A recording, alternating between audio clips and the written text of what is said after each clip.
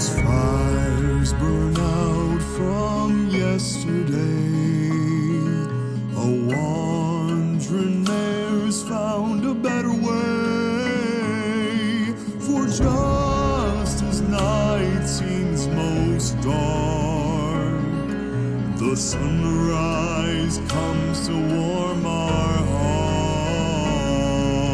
From the ashes of war, through the blood and the gore, a man who wants more than this world that is torn. A group that cannot just be stopped or forgot will rise to overcome all odds. And with every new day, through the parts that we play, as we push fear away and remember the ways of a man who was kind, and whose words will remind. Do better.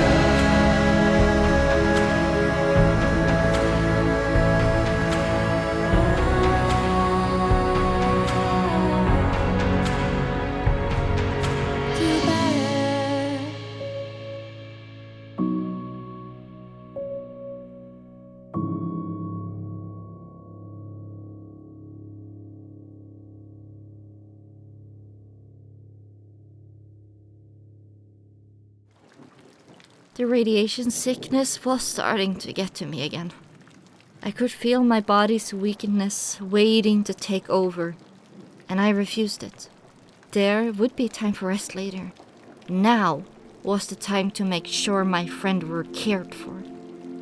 Corners came in, and Quickstitch brought her in closer. She looked stunned at first, but didn't protest our group hug. Leota smiled at him. Quickstitch, it matters not what you were before. My zebra tribe are called demons, and I'm an outcast from where I was born. But here, after what happened on Hearth-Swarming Eve, I believe we have our new family. I was intrigued by what he said, but didn't want to question it now. I knew what he meant to impart, and slowly, Quickstitch's tears dried as we just kept holding him for the longest time. We stayed there till Quickstitch stopped crying, and we all shared in drying his tears on our fur coats. With a sigh, I took to all four hooves and gathered my equipment. Out of all of us, I still hadn't removed my barding. I looked at Quickstitch, Corners, and Leota. There were marks of dirt and grime on their coats, in the shape of my armor plating, sewed into my jumpsuit. I headed into the second floor where the market was. Many merchants were preparing for closing time. There were just several things that needed to be done, so I had to be quick. High-quality bits for a pump-action shotgun, a stable suit with a utility belt, and several other random parts I needed as well were put together for an upgraded equipment. I took them all in and stopped when I saw a book vendor finishing closing. He still had one book on the counter that caught my eye. Equestrian Army Office Basic Guide to Decorum, Discipline, and Tactics. I'll need something to read while the chemicals cook for explosives and armor augmentation. With all my newfound parts, I started to leave, when I noticed that the tailor were still open. This was one of the standalone buildings inside the parking garage. The walls were much more uniform, and the sign was even made specifically for that shop. Cross-stitch exquisite designs. At that moment, I ran smack into Chifundo. The chair strapped to my saddlebag, everything in my mouth and tail, along with a few pieces of my backpack, flew up in the air. I wanted to squeal, but only got a rush of air out of my lungs. Chifundo's hoof caressed my cheek as he scrambled to help me gather up the bits. My apologies, Sunrise. You caught me by surprise. Chifundo replied with a bow towards me. It's all right, Chifundo. Getting ready for your date? I was genuinely curious, but my gaze was not on him. Instead, I was scrolling through the inventory on my pip-buck to make sure I had everything. I believe I am ready, but am still unsteady. Great. More of that rhyming. I really hope Picline doesn't mind the way he talks. I took Chifundo's visage in and saw he was wearing nothing. Oh no. You're going to do this date right! Chifundo, go inside that tailor shop. I'll be back in a second. I stayed and made sure he went in, then trotted off to put away all the bits and bobbles I had. There was a workshop with lockers in it, and it cost me 10 caps to rent a locker to store everything inside there. Then darted back and poked inside the tailor's shop. Yes, little mare, what can I help you with? As they inquired a unicorn ghoul measuring up Chifondo's inner hind leg, the zebra blushed and made me realize it was going around the sensitive area. Always ghouls? Really? How many old world relics are there that we're going to run into? Oh wait, I am literally an old world relic, aren't I? Oh, Sunrise. You have to learn exactly how much they matter to the world. Now answer his question instead of looking at him like he's lost his mind. Pink's reply put a shock onto my features, while I took in the unicorn and fumbled for words to answer his question. I giggled. Oh, nothing. Should I help pick out stuff for my friend and his date here? The shriveled, skinny unicorn looked at me and then up to Chifondo. Oh, is she your date? Isn't she a bit young for a middle-aged zebra like you? I fell onto my belly and rolled across his floor laughing. The two of them looked at me rather perturbed at my reaction. Oh, no. Was all I could get out. Dear goddesses, please kill me now if I ever date that rhyme machine. I wasn't sure how long I'd been laughing when I finally got control of myself. I kept giggling and snickering in between words. I needed that. Thank you. I trailed off, looking for a name as I waited for the unicorn to reply. All the laughing made me feel a lot better much more quickly. He flicked what was left of his decayed blonde mane aside and straightened out his suit, as though I had flicked dirt on him with my laughter. Oh, hi, I'm the great one and only Cross-Stitch, renowned all across... He trailed off for a brief moment. Well, I suppose after 180 years, I'm not really renowned as I used to be. But yes, Cross-Stitch will do. I hadn't stopped giggling here or there. We have a stallion named Quickstitch. I assume no relation? And like that, almost on cue, Quickstitch and Fiaura behind us walked in. I looked at him and burst out laughing again. Oh, by the goddesses, this is going to get so very good! After a few minutes of the giggle fits, an odd thought struck me.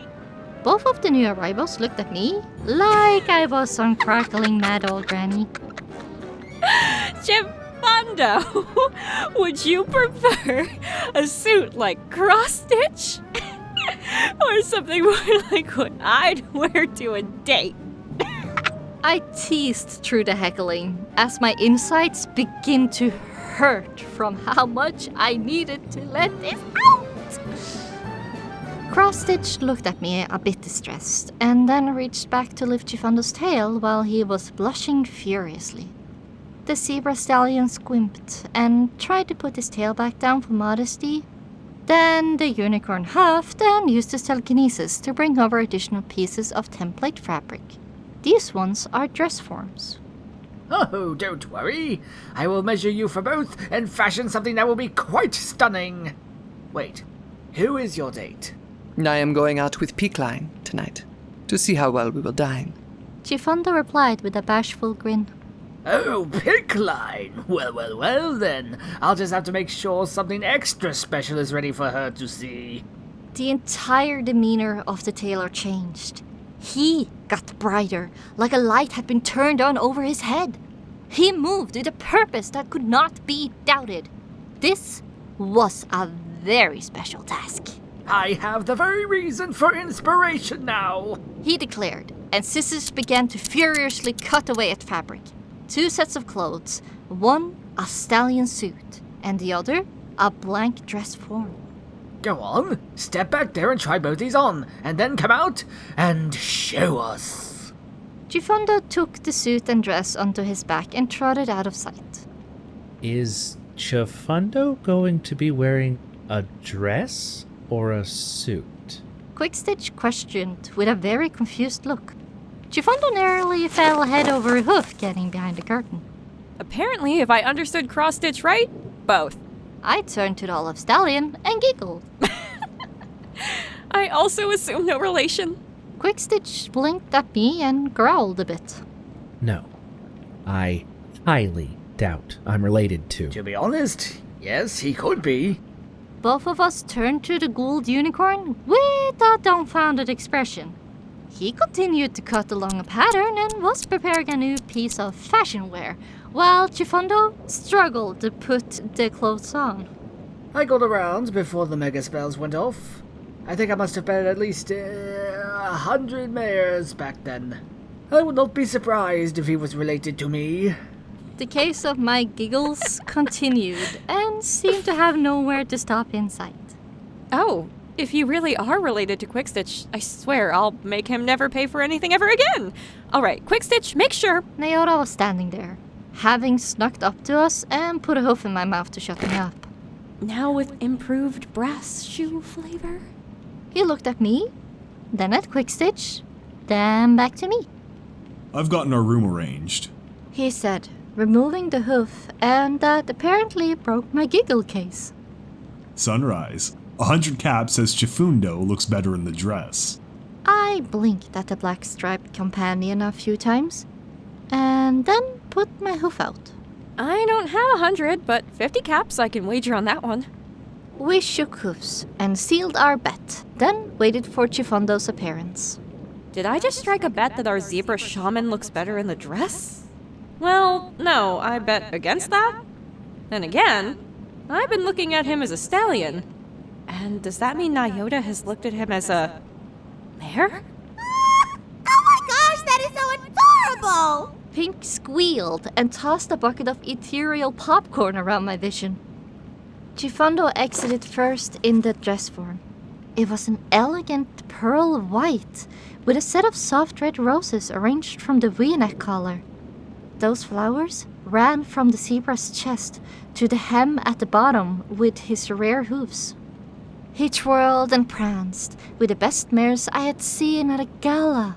Then Chifundo froze and blushed before retreating behind the curtain. Quickstitch stared in awe, while Naota nudged my armor-plated shoulder. Also, Sunrise, you can get a shower, and the inn here does laundry for free with a room. I placed the hoof up against my stable barding under my duster. While the collar and chest were visible, the leather armor cloak kept most of it hidden. I don't want to take my jumpsuit off. I feel like it's the last thing I got from my parents. Even if Stable Tech issued them to us all, the thought of removing it is just, chilling. Chifundo stepped back out in a sharp black suit. He looked handsome. I might even ask him out if I didn't have to deal with his rhymes. The suit covered and complemented his stripes, despite his pink color. There was a tall top hat to finish the ensemble, along with a cane in his hoof. I looked at Naota and almost asked him for the caps then and there. You know, as much as I would like to put you into that dress, I simply do not have the right fabric or material for it. Kriz took a breath and then smiled. But my inspiration is to have a very interesting blend between the two. I grinned from ear to ear at Naota. You know, if my mother was here, she could work some amazing magic with a bit of makeup and a slight trim of his mane. Makeup? How can you have a joke when I am the one you poke? Chifundo blurted out, which we ignored him. Naota even chuckled a bit at Chifundo's expense. But since Shadow Window isn't here to make him even more fabulous, I turned to Naota and extended my hoof. 50 caps. Naota handed me the caps. I walked up to the counter and put Naota's 50 and my 50 together. For the suit dress. He and Quickstitch stayed and began to converse back and forth. I made for the door. As much as I wanted to stay and see the final product, there was a lot of work to be done tonight. I'll meet you at the inn when I finish working. I called back through the doorway as my friends vanished from sight. Outside, every single filly, colt, stallion, and mare carried weapons. They had guns, magical energy pistols, or vicious-looking melee weapons. A crudely drawn sign drew my attention outside the workshop. Keep your weapons at all times. An armed society is a polite society. Sincerely, Management of the Roof. The roof? Is that where we are? I checked my pitbox map, and on it, a marker had appeared for this parking garage. The roof. How does it do that? Seriously, like, how does it know that needs to be done and where this place is? Never mind. Probably something programmed into the spell matrix, so it's hard to get lost. I left out a sigh and walked into the noisy workshop. There were workbenches, tools, even electrical power tools and sanders available. It appeared public, so I just started working, once I had recovered the stuff from the locker. I set a Bunsen burner to work, cooking up the gelatin oil from the donut shop. I opened the office manual and started to read while the chemicals cooked and mixed. I wasn't sure if it was books or memory orbs that let me know so much about explosives, but here I was, making bombs. The stuff gathered would make a really big Molotov bomb and homemade plastic explosives. Even the sprinkle packages we had would come in hoofy. They were so stale that with a little bit of soldering to harden them, they would make good shrapnel. Pink was way too happy, giving advice and pointing out each individual concoction in order to make the mix as pure and stable as possible. I took my shotgun apart and looked at all the different bits. I took a new firing pin and fire hardened it first, then put it into the custom-sized pump action. My revolver got a new barrel, which, using the wielding torch and a bearing screw, I lined up the cylinders to be an exact match to the barrel. I finally took off my stable tech barding, with a lot of reluctance. The feeling of cool air against my skin was unwelcome at best. I used the trash jumpsuit I had acquired to perform repairs to cloth fabrics. I added more armor plates while removing the ones that were damaged. I was surprised how easy this came to me and how good the repairs looked. I couldn't even tell that the right foreleg to my barding had been hit with a landmine. Guess Dad's shop work paid off. Hey, you aren't a resident, are you? An unfamiliar mare asked. I turned to her and shook my head at the baby blue coat and the dark brown mane unicorn mare. Alright then. She took out a notepad and handed me a slip of paper when she finished writing on it. This is a ticket confirming payment of the 25 caps fee for use of the workbenches for a non-citizen on this day after heartswarming. I blinked at the note, stunned, and then turned my head back to the mare, who was wearing some rather heavy plating that had the word police stitched into it. You gonna sign your name to that, so no one thinks I just made it up? I asked suspiciously, and the guard mare took the note back and scribbled down onto it. Fancy Cannon. I looked at the name, then at her. She had no weapon, nor cannon as it were, and this made the hairs on my mane stand up. Oh, she doesn't need a gun. She is the gun. Pink declared with a giggle. I passed her the caps and shied away. I don't want to find out why they call her a living cannon. When she trotted off, and I went to resume my work only to be interrupted again, Alguacil came in and took the back support of the chair with him. I didn't mind. I took the chair seat and a blowtorch to cut it down to smaller plates. These replaced the steel plating inside my duster, making them lighter and more flexible without losing any of their resistance to damage. Oh, Stubbornite, how I missed you. So much fun to work with. Lighter than steel, stronger than hardened battle plates. I love this stuff so much. Why did we make chairs out of it? I must have been working, reading, or experimenting well into the night, as I was the last one still in the workshop, and I looked around to see Fancy Cannon still standing there. She was one very persistent guard at least. I looked over at her when I finished putting together the final bomb I could make. You going to stay there till I'm done? Requirement. She trotted off with a salute of her hoof at me. I have to stay here till all non-residents are finished. However, at midnight I have to charge you an additional 25 cap fee, which is in 10 minutes. The mare rubbed the back of her head nervously and winced. I also wanted to make sure you didn't blow up the workshop without some pony here to shield you. I blushed and nodded to her. I'm just about finished. I'll clean up this bench for some pony else to use. Sorry I kept you up. The mare grinned at me and then gave a flirting wink, which made me shiver. Nope, not touching that one. Pink, is that everything? You know that Buddy would be proud. He taught you this the first day out of that pool you woke up in. Now look at you, preparing for the worst and hoping for the best. Pink replied as she bounced back into my view. Have you just been staying out of the way to not distract me? Absolutely! You're playing with things that could explode and make a very bad day. In their most unstable states to boot. I would certainly not want to get in the way of that. Though even I am super duper insanely happy that you managed to rediscover the art of the surprise super boop with sprinkles. The pink pony smile was somewhere between too much and killer creepy. You have no idea how happy that makes me. If I ever understand you, Pink, I'll let you know. I wiggled back into my barding and got all my gear placed on. It was lighter now with stubbornite instead of steel plates. I felt like I could move easier too. I checked my inventory to see what all I had made according to my pip book. The list wasn't short, armoring up numerous pieces of stable suit and dusters.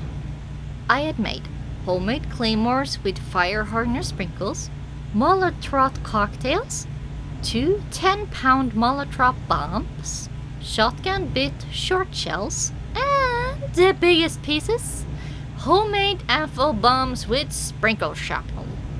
Out of the various pieces of energy ammunition our party had recovered, I made overcharged physium cell bombs that would be like mini plasma grenades. Those would come in hoofy as a real surprise in close quarters. Their area of effect should be small enough to use safely in tight corridors. Admittedly, they were what I was most proud of, making my cutie mark talent useful and less dangerous to all of us. I had to use the last parts to reinforce the Ministry of Peace cloak and wave clips in it to the inside of the duster. This way it wouldn't inhibit my movements or cover up my stable barding. This also meant that the bright white color wouldn't be visible from miles away. Well, duh. No sense in giving the sniper a bullseye on you, Sunrise.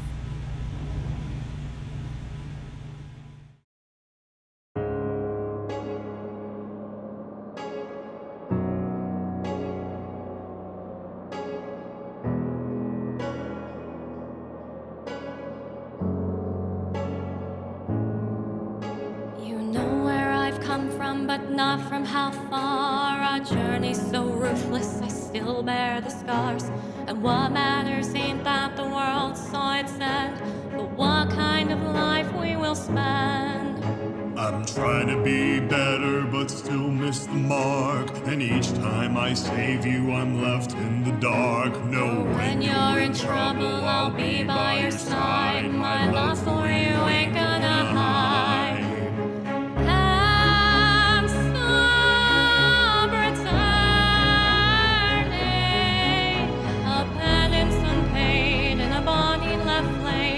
Inside the fire keeps burning. Still death is calling. The rivers run dry 'neath a blackened out sky, and all the dead trees are falling.